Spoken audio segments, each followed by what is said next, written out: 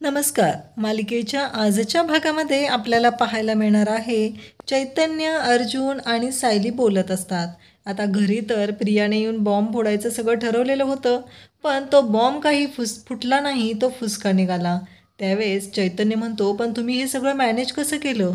तेव्हा अर्जुन सांगतो, अरे तुला काय सांगू, कारण ती फाईल तर तिच्या हाती लागलीच होती, पण ऐनवेळी हे सगळं आम्हाला मॅनेज करता आलं. मग चैतन्याला ते सांगू लागतात की आम्ही आपल्या ऑफिसमध्ये रात्रीच्या वेळी गेलो होतो, कारण डाऊट आलेला होता की प्रिया नक्कीच काहीतरी करणार आहे. आणि मग आम्ही तिथं गेलो आणि अचानक तिथून फाईल गायब झाली. मग आम्ही खाली धावत आलो तर प्रिया समोरच गेली होती. तेव्हा मी सायलीला म्हटलं की सायली, चला पटकन ती फाईल दुसरी आपण तयार करूया, दुसरे पेपर्स टाकून सेम तसंच लिहिलेली एक फाईल आहे. आणि मग ती फाईल घेतली आणि ती फाईल घेऊन आम्ही दोघं धावत खाली आलो, गाडी काढली आणि मी सायलीला सांगितलं की आपण आता मधला एक रस्ता आहे, त्या रस्त्याने जाऊन तिथे प्रियाला आपण तिथे पकडायचं आहे. आणि मग आम्ही ते ठरवलं. त्याप्रमाणे फाईल घेऊन आम्ही तिथे पोचलो आणि प्रिया तिथे पोचायच्या आधी मी एक अंगावरती पांघरून घेतलं आणि भिकाऱ्याचं नाटक केलं आणि मग प्रियाच्या गाडीच्या समोर येऊन उभा राहिलो. प्रिया खूप घाबरली, ती गाडीतून उतरली. मी तिला उतरायला भाग पाडलं त्या गाडीतून आणि त्यानंतर सायली ती फाईल घेऊन तिकडच्या बाजूने तयारच होती. आता मी प्रियात गाडी बंद करून थांबली होती, ती उतरत नव्हती, म्हणून मी तिच्या दरवाजावर जाऊन नॉक करू लागलो. गाडी तिने बाहेर यावं यासाठी प्रयत्न करू लागलो. तिने बाहेर आली आणि मग मी तिला पैसे मागू लागलो. तिला वेड्यासारखं करत होतो. त्यावेळेस प्रिया भलतीच घाबरली होती, कारण मी तिच्यासमोर अवतारच असा धारण केलेला होता. तेवढ्यात सायलीने ती फाईल तिथून चेंज केली, दुसरी फाईल तिथं टाकली आणि पहिली फाईल तिथून तिने काढून घेतली. हे सगळं चालू होतं. त्यावेळेसच प्रिया म्हणायला लागली की तुला माहिती आहे का मी कोण आहे? मी रविराज किल्लेदारची मुलगी आहे. माझा बाप काय करू शकतो माहिती आहे का? कोण आहेस तू? असं म्हणत प्रिया धमकावत होती. ती म्हणत होती की तुझं काही खरं नाही, तुला मी सोडणार नाही, असं ती म्हणत होते. पोलिसांना बोलवणारे म्हणून ओरडत होती.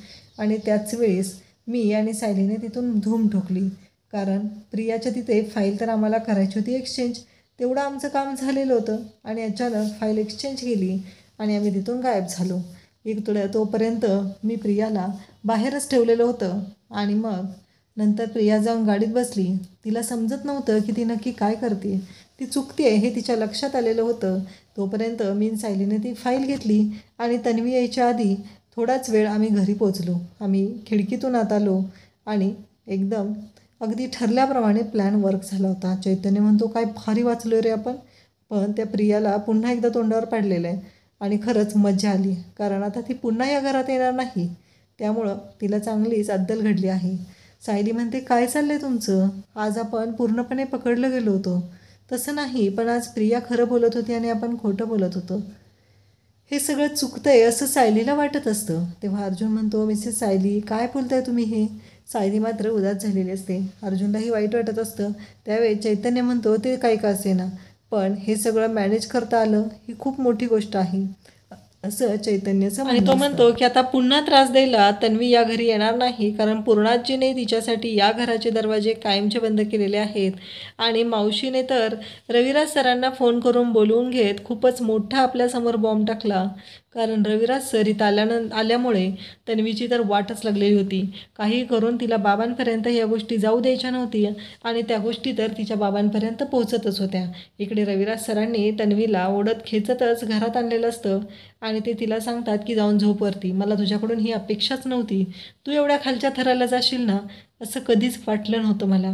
असं म्हणत रविराजने प्रियाची चांगलीच वाट लावलेली असते, तिला चांगलाच मनस्ताप दिलेला असतो, कारण त्यांचं असं म्हणणं असतं की नाही, माझी मुलगी तो असूच शकत नाही.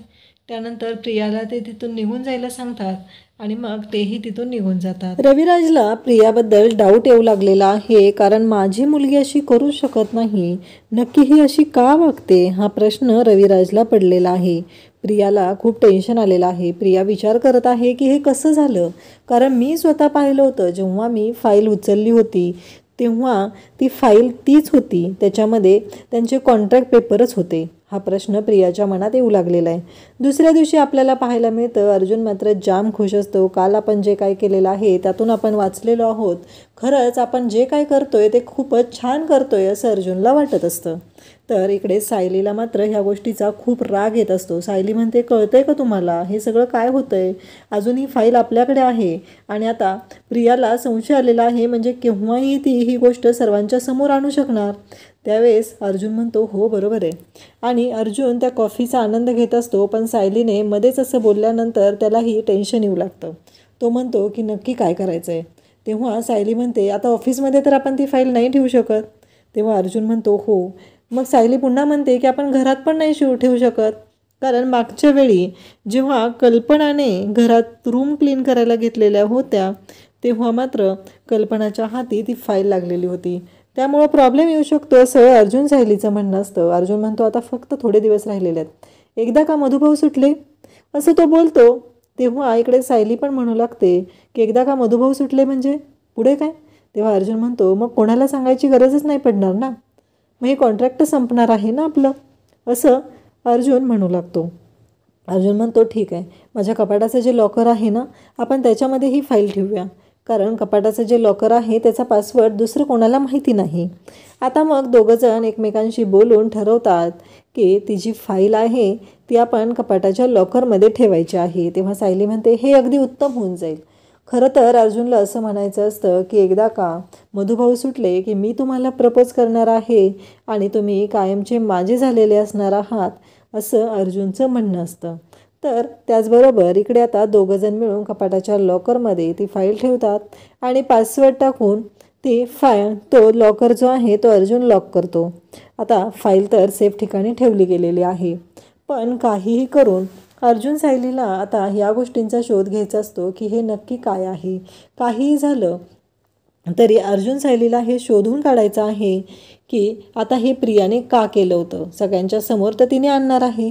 इकडे आता रविराजने नागराज त्याचबरोबर सुमन प्रिया यांना बोलवून घेतलेलं आहे. तर नागराज म्हणतो, काय झालं दादा, एवढं तू टेन्शनमध्ये का आहे?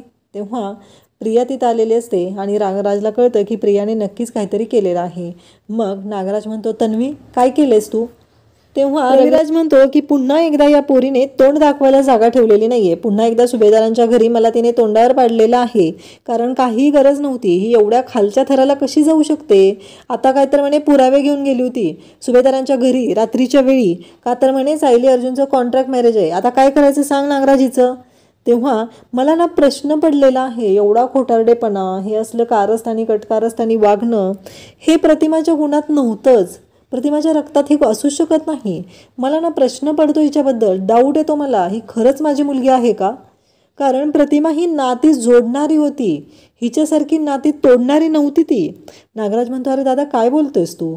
कसं आहे, चुकली ना मुलगी, एवढं काय त्यात, समजून घेऊया आपण, आपलीच मुलगी आहे. पण रविराज मात्र ऐकायला तयार नसतो. रविराज म्हणतो, हिने तर आता हद्द पार केलेली आहे. पूर्णाईंनी माहिती आहे का तुला काय केलंय? अरे नागराज, पूर्णाईंनी सांगितलंय की हिला अजिबात या घराची पायरी चढायची नाही. रात्रीच्या वेळी मला फोन आलेला होता कल्पना वहिनींचा आणि मला जावं लागलेलं आहे. सुमन म्हणते, अहो भाऊजी काय बोलताय हे तुम्ही? त्यावेळेस रविराज सांगतो, मग हद्द पार केली या पोरीने, मला कळतच नाही आहे काय करू ते. खरं तर बिचाऱ्या रविराजला खूप काळजी वाटत असते, कारण त्याला कळलेलं आहे की ही मुलगी वेगळीच कुणीतरी आहे की काय, असा डाऊट येऊ लागलेला आहे. त्याला वाईट वाटत आहे की ही नक्की असा गोंधळ का घालते प्रत्येक वेळेस, असं रविराजला पडलेलं आहे. त्यानंतर नागराज प्रियाच्या जवळ जातो आणि प्रियाला म्हणतो, कळते का तुला? मला सांगायचं होतंस ना आधी, तुला फोन करून कळवता येत नाही. त्यावेळेस आपल्याला पाहायला मिळतं इकडे प्रिया म्हणते की तुम्हाला मेसेज बघता येतात का? रात्रीच मी मेसेज पाठवले होते, मोबाईल बघता येतो का? बघितला का मोबाईल? मग नागराज मोबाईल काढतो आणि बघतो तर प्रियाने रात्रीच मेसेज केलेले होते. जो गोंधळ झालेला आहे तो प्रियाने समोर आणलेला होता. नक्की काय झालेलं आहे हे नागराजला कळतं. नागराज म्हणतो, अरे बाप रे. तेव्हा प्रिया म्हणते, माझ्यावर ओरडण्याआधी स्वतः एकदा जरा मोबाईल बघितला असताना तर आज ही वेळ आली नसते. नागराज म्हणतो, ठीक आहे. इकडे सायली आणि अर्जुन बोलत असतात. अर्जुनचं काम सुरू असतं. सायली अर्जुनशी बोलत असते. अर्जुनला अचानक त्याची पाठ दुखू लागते, मान अवघडलेली असते. तर सायली अर्जुनला म्हणते की काय झालं अर्जुन सर? तेव्हा अर्जुन म्हणतो, मला कळतच नाही, अचानक माझी पाठ अवघडली जाते. तेव्हा सायली अर्जुनच्या जवळ जाते आणि त्याची पाठ दाबून देऊ लागते. अगदी बायकोच्या हक्काने लगेच सायली जवळ गेलेली आहे आणि ती त्याची पाठ चेपून देत आहे. अर्जुनला खूप छान वाटतं. खरं तर त्याला हे हवं होतं आणि नेमकं सायलीने तेच केलेलं असतं. अर्जुन खुश होतो कारण त्याला जे हवं आहे तसंच सायली वागलेली असते. अगदी बायकोच्या खरे नवरा बायको जसे वागतात ना तशी सायली धावत आलेली असते आणि तिने अर्जुनसाठी अर्जुनची पाठ तिने दाबून दिलेली असते. अर्जुनला खूप छान वाटत असतं. इकडे आपल्याला पाहायला मिळतं की हे चौघजण एकत्र एका अड्ड्यावरती जमलेले असतात. त्याचबरोबर प्रियाला सगळेजण ओरडत असतात. प्रियाला म्हणतात, काय उपयोग आहे तुझा, तुझ्याकडून कोणतंच काम होऊ शकत नाही, नक्की काय तुझं करायचं आहे काय ते तरी सांग, कशामुळे अशी वागतेस तू. आणि नागराज म्हणतो की काय चाललंय नक्की, मला ना कळतच नाही आहे. ही फक्त तन्वी किल्लेदार म्हणून मिरवते, सगळीकडे पैसा बिसा खर्च करते आणि एकदा का सगळं झालं की पुन्हा रिकामी, आधी काहीच सांगत नाही. तेव्हा प्रिया म्हणते की तुझा काहीच उपयोग नाही आहे. तुला मी साधी ती फाईल आणायला सांगितली होती, ती फाईल तू घेऊन येऊ शकली नाहीस. करायचं काय तुझ्या बाबतीत ते सांगा मी. तर महिपत म्हणतो, माझ्या पोरीने एक काम सांगितलं होतं ते काम तुला करणं झालेलं नाही आहे ना, तर तुझा काही उपयोग नाही आहे. आणि मला ज्या माणसांचा उपयोग नसतो त्या माणसांना मी कधीही संपवू शकतो. त्यावेळेस इकडे साक्षी पण भयानक चिडलेली असते आणि साक्षी पण प्रियाच्या अंगावरती अगदी धावून जात असते, ओरडून बोलत असते. तेव्हा प्रिया चिडते आणि म्हणते, बरोबर आहे, तुम्हाला माझी गरज नाही आहे ना, कारण नसणारच आहे. पण एक गोष्ट लक्षात ठेवा, जोपर्यंत मी तुमच्यासोबत आहे तोपर्यंतच तुमची कामं होणार आहेत. एकदा का मी तुमच्यासोबत नसेल ना तर तुमची कामं होणार नाहीत. काही झालं तरी माझ्याशिवाय तुमचं काहीच होऊ शकत नाही. तेव्हा ती म्हणते की या साक्षीने तिच्या बापाला जेलमध्ये पाठवलं, त्या सायलीला किडनॅप केलेला प्लॅन तिचा फेल गेला, पण तिला कोणी काही बोललं नाही. तुम्ही बोलताय ना, मलाच बोलताय फक्त, असं बोलत असते. इकडे सायली जेव्हा मनापासून हे सर्व करून देत असते तेव्हा अर्जुनलाही खूप छान वाटतं. अर्जुन पण सायलीशी बोलत असतो, खुश झालेला असतो आणि म्हणत असतो की हे खरंच खूप छान वाटतंय. त्यानंतर आपल्याला पाहायला मिळतं की अर्जुन ऑफिसला निघालेला असतो. तर सायली म्हणते की आज टिफिन दिलेला आहे, ब्रेकफास्टसाठीही दिलेला आहे, हेच खायचं आहे, बाकीच्या कोणत्याही गोष्टी करायच्या नाहीत. कॉफी बंद तुमच्या आजपासून, तुम्हाला ॲसिडिटी झालेली आहे की नाही, मग कॉफी पिता सारखी. त्यावेळेस कल्पना पाहत असते सायली हे जे काही बोलत आहे, त्यामुळं कल्पनाला आणि चैतन्याला मात्र हसू येत असतं, कारण सायली अगदी बायकोच्या हक्काने अर्जुनला सांगत असते. त्यानंतर आपल्याला पाहायला मिळतं की सायली हे बोललेले असते. अर्जुन आणि चैतन्य ऑफिसमध्ये आलेले असतात. तर अर्जुन ऑफिसमध्ये काम करत असतो, चैतन्य त्याच्यासोबत असतो. तर अर्जुन त्याला म्हणतो की कॉफी, आणि मग टिफिन दिलेला असतो. सायलीचा व्हिडिओ कॉल येतो. लगेचच अर्जुन कॉफीचा मग लपवून ठेवतो आणि सायलीला म्हणू लागतो की बोला ना. तेव्हा सायली म्हणते, ना ब्रेकफास्ट केला का तुम्ही, आज कॉफी घेतलेली नाही ना. अर्जुन म्हणतो, नाही, तुम्ही जे सांगितलं तेच केलेलं आहे सगळं मी. असं म्हटल्यानंतर तेवढ्यात तिथे पिऊन आलेला असतो आणि तो म्हणतो की सर, मी आत्ता तुम्हाला कॉफीचा मग दिला होता ना, तो कॉफीचा मग द्याल का जरा. आणि सायलीच्या समोर अर्जुनचं सत्य आलेलं असतं. अशाच अपडेटसाठी चॅनलला सबस्क्राईब करा. थँक्यू.